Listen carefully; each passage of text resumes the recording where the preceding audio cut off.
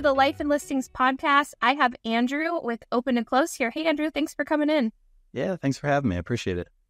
So we have so much to talk about on this podcast episode, but tell us a little bit about yourself and what you're doing. Sure. So I'm Andrew Altman, like you said, COO and co-founder of Open to Close. We do automated transaction management software. And so basically what we do is we automate the mundane processes in the transaction or listing process through automation, good integrations with best-in-class systems, and just efficiency models. So you can have more time with your family or have higher profit margins, whichever you decide. It's usually one or the other that I talk to agents' goals, and it's usually they want more money or they want more time with their family, so we can accomplish. Right? That really is what it comes down to. Like when people, they're either ready to scale or they're like completely burnt out and they're like, I need something to make this more efficient. Yep. So we're in such an interesting market right now, right? I'm sure you see this too. Like I see teams either just shooting and trying to scale, or they're trying to figure out like a different option to run their business, which I think is a perfect conversation for us right now. So tell us a little bit about like how you're helping agents scale. Yeah, so as far as scale goes, we can cut down the number of employees that you need to run your business at scale. You can do 1,200 to 1,800 transactions a year with one person if you set up our system the correct way and you listen to the advice and actually get involved. It's not an overnight process, obviously. Typically, we say you're going to 2x your business in the first 9 months as far as what your TC can handle. So, basically, everything starts with custom fields. There's a lot of programs out there that don't have custom fields. It just doesn't work without customization because there's so many different states, and within those states, there's the little regions that have different things going on, the different counties that have, different cities. Everybody has different processes. And so if you have the customization in your program, then you can build an efficient system for wherever you're at. And so that's what we help people do mostly. Yeah. What made you start Open to Close? Like, what were you trying to? Yeah. When I first got into real estate, the first and second year I was in the business, we started really fast, and I didn't know it was fast because I just didn't know. I came from engineering, and I just saw these developers I was a professional land surveyor and engineer. And so we'd go out to these sites and I would say, how much you guys making? We'd have these conversations, and it's like $100,000 on this deal. And I'm like, what? I'm making like $2,000 to do the survey for a big Motorola site. So I was like, I need to look into a license. So I got my license, and first year I did 43 transactions. Second year I did 63 transactions. And I started getting calls from my broker and people in my brokerage, like, how are you doing this? And honestly, it was just literally answering my phone at the time. Like that's all I was doing. I got lucky with one short sale. I specialized in short sales. And that was the beginning of niche, me finding that value in having a niche in your business. And so our first deals were like 20 short sales, and those short sales stayed on the market for 9-10 months. And so the calls just kept coming for buyers, and we were just Johnny on the spot and answered the phone, got out there and showed them. And we ended up doing a ton of deals that first year. Amazing. I mean, it's like most would call that luck, but it's really about doing the activities, which is what we're talking about going into this market now. It's like you just pick up your phone, you make calls, and I'm sure that did you market your listings too, or were they just kind of? Both. Yeah, we did some marketing, but we didn't know what we were doing at the time. I was brand new. So, learning. I was listening to guys, I was listening to Ben Kinney and Chad Himes, and I was listening to Jay Kinder and all those guys, and just picking up little free pieces wherever I could and just trying to piece them together and put them in my business. And so, but when we got into those transactions, we found it so inefficient, right? We were doing it on paper at first, then we were doing it on a spreadsheet, then we were trying to find these programs. And like, I spent way too much money on Salesforce. I'm not even going to embarrass myself by how much I spent on Salesforce setting it up. It never worked properly. It was Frankenstein's monster, kind of with all these programs hooked in. We used every program out there, and none of them had a very custom solution. And so that's where Open to Close was born. My wife and I, and mainly my wife, honestly, had all these ideas of what she wanted to do. And so we met our current business partner in 2020, and I told him what my plan was. He told me where he was coming from, and we kind of meshed those ideas and created Open to Close to create something that people could actually use and customize in their area. Yeah. And that's one of the things I love about Open to Close is that you can make it as simple or robust as you want it to. So it's like when a lot of our clients are talking to us about Open to Close, they're like, okay, can you build this out? Can you do this? I'm like, yeah, but you have to tell me what you want, because it can basically do whatever you can dream up, right?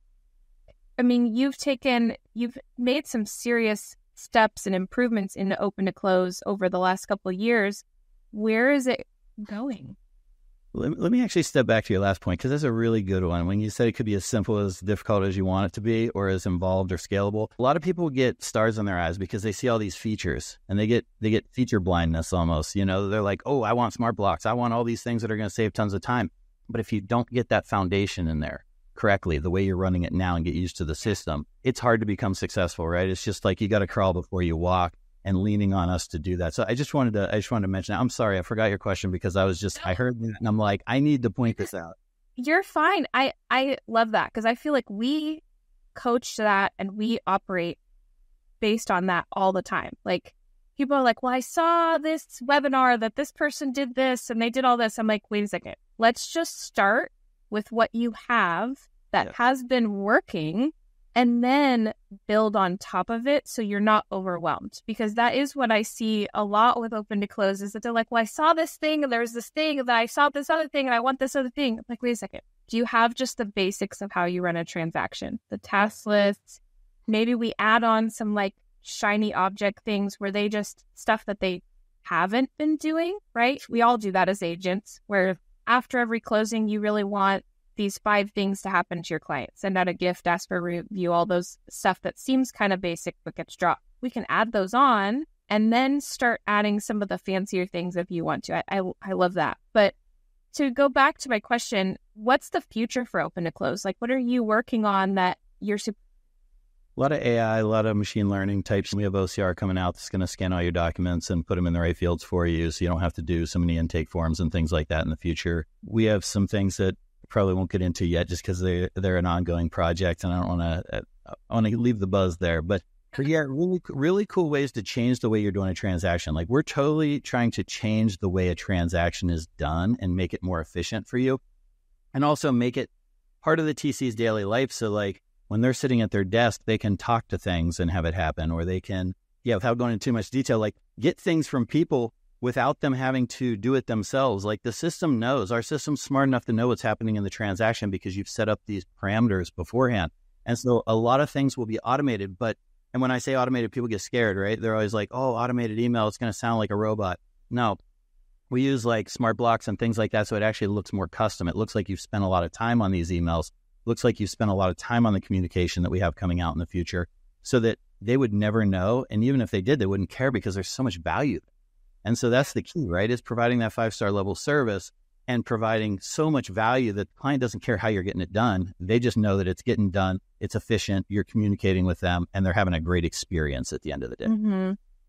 And I think I like what you said there, because there's so many people that think that the second you automate or you use these tools, you're losing that 5-star service. Yep.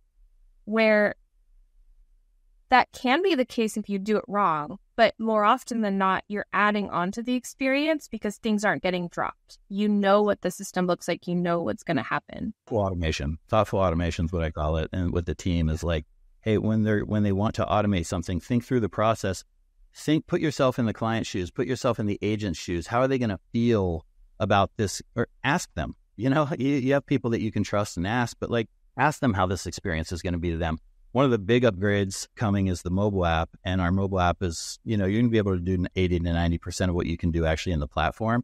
And there's going to be all these little cool add-ons to it that people are going to love, so that you can do your job from anywhere as well. So if you're on vacation, you're laying on the beach, you don't need to go back to the hotel room. You don't have to have your phone strapped to your head. You don't have to have your laptop with you everywhere you go. You can do most of the things you need to do that are important from the phone, so that when you go back to the room, you can take care of those 1 or 2 other things.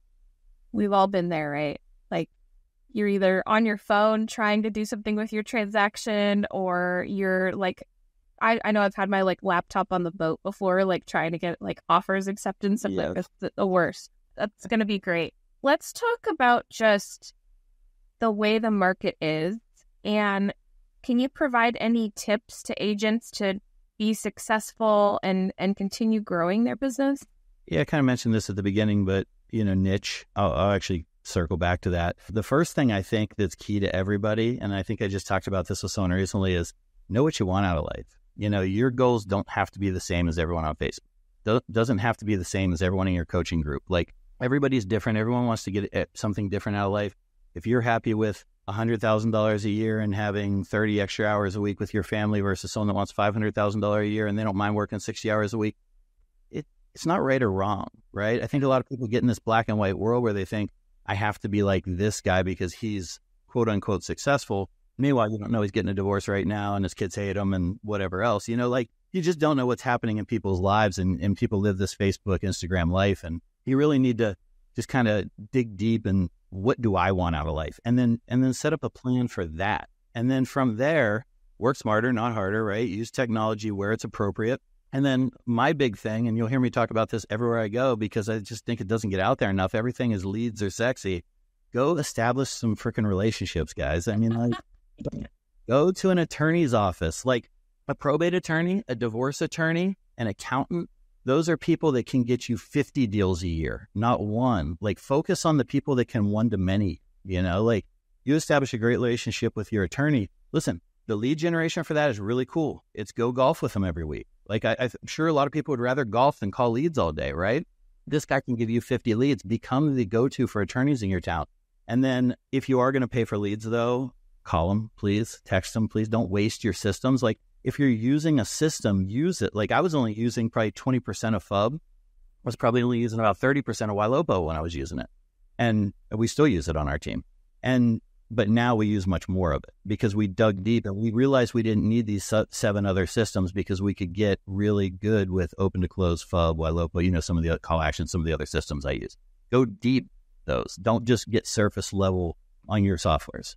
I'm so happy you brought that up because I think it applies to open to close and it applies to any CRM, right? Like, the best CRM is going to be the one that you actually use.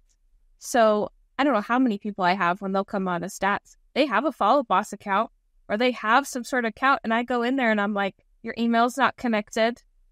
There's no like past or current clients in there and nothing's happening.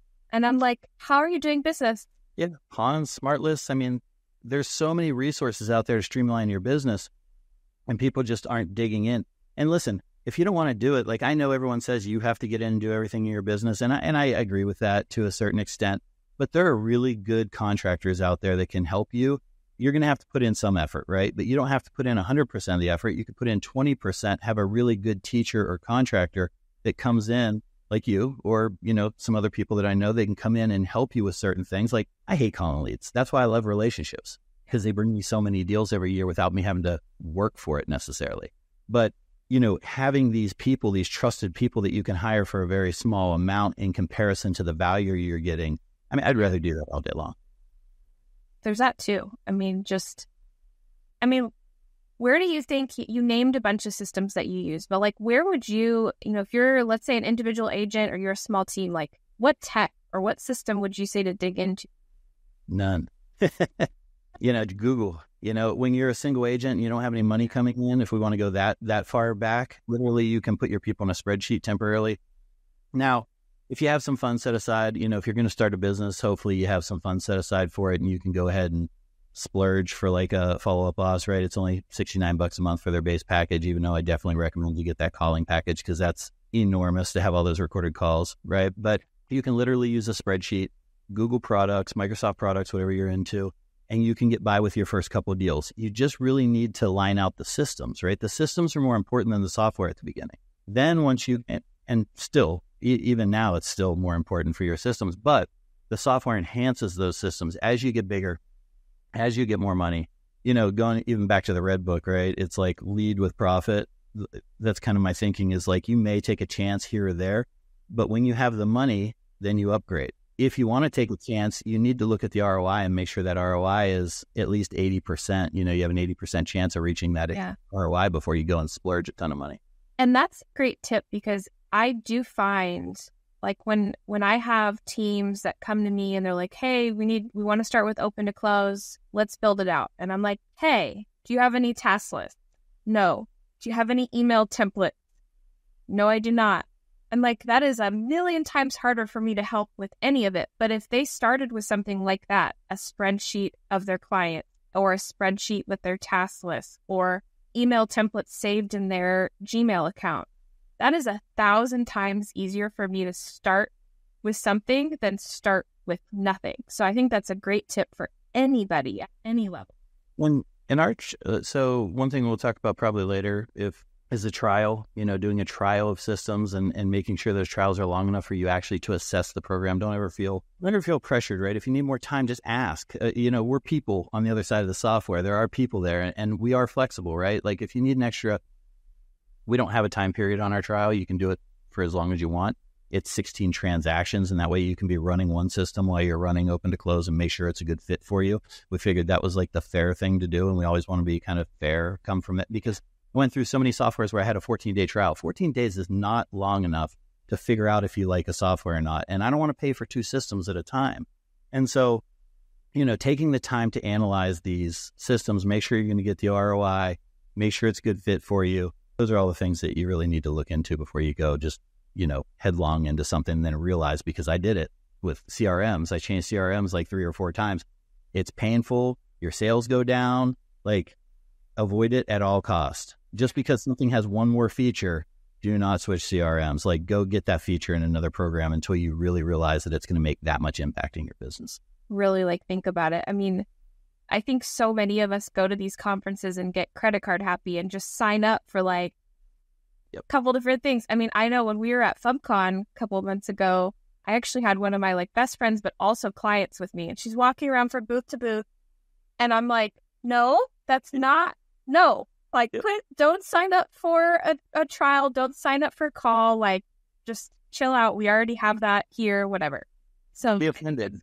Don't be offended if you talk to me, because I will tell you that our program is not right for you. We do tell people that on our calls, because we want you to be a lifetime client. I want you to be happy. I don't want to hard sell you into something you're not ready for, and then you go on Facebook and say it was a disaster and I hated it and it doesn't do what I wanted, when really you just didn't know enough about the program because I didn't do a good job of educating you. We want people that have the time, the capacity, and the money to be able to be successful with the launch of our product. So if people call us, you will hear that every once in a while. It's like, maybe you should do this first, or maybe you should try this first.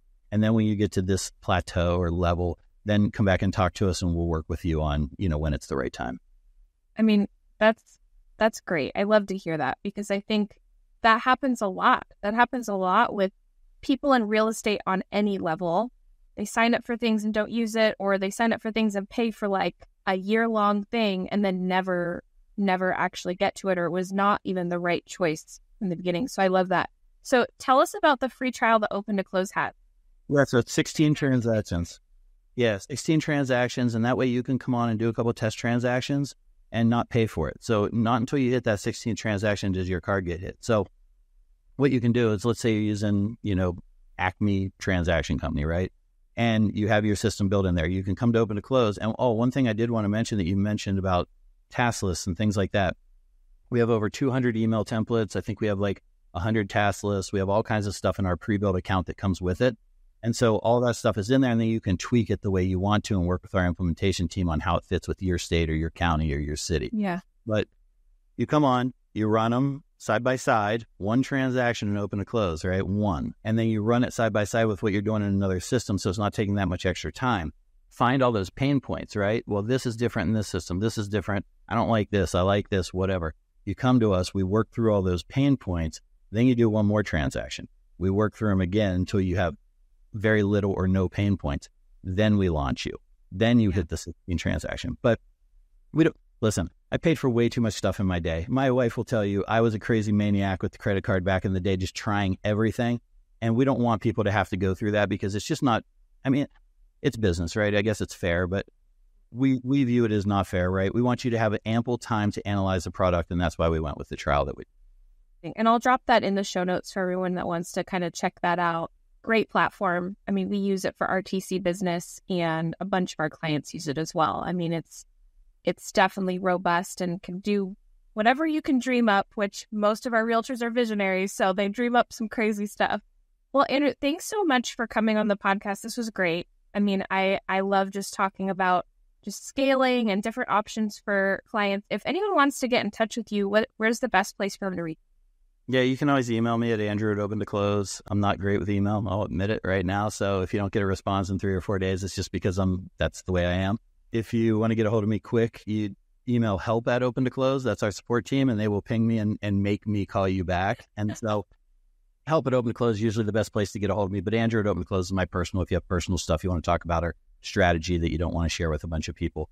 OpenToClose.com. You can come there. You can sign up for a free trial. You can see our whole knowledge base. There's a lot of things you can do. We have free webinars every Tuesday, Wednesday, and Thursday. We also have a Q&A on Wednesday. So there's a ton of resources. Our support staff, I was telling you earlier, they'll send you a video back on how to do it if you have a question. So I think we have really great resources for people so they can come and explore and not feel like they have to pay for something to actually see what it's all about. We have a great Facebook group. Join the Facebook group.